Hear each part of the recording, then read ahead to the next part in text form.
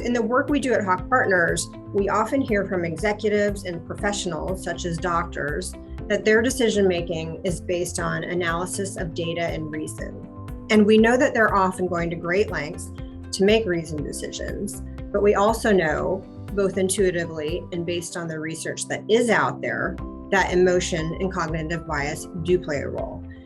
We wanted to highlight a few of the complicating factors in ensuring that B2B decision makers are able to connect to brands at an emotional level, and likewise for brands to connect with decision makers as humans.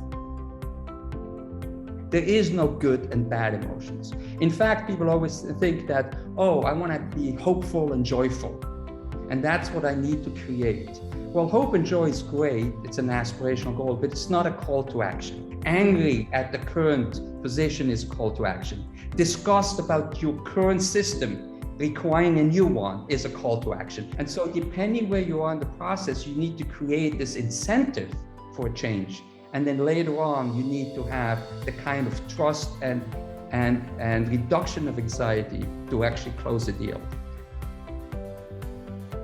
So trust plays a role, and when you're looking at B2B marketing, if I'm a B2B marketer, I want to build my brand to a point where it's establishing that trust with those people, those platforms we trust, not just media, which is usually where we turn to.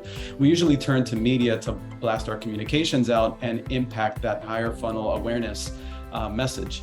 But media is also the most nuanced of these trust building platforms, but there's still something to be said for the mental availability of a brand that pops up in the feed a lot and is also coming through with a distinct message over time that helps us to establish that credibility over time, which converts into overall trust in the market.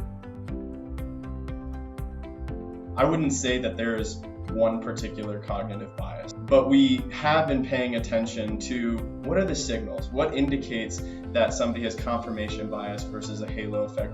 What are the indicators that somebody does trust a brand or does not trust a brand? You know, it's not just one buyer that you're trying to please. It's usually a committee of people.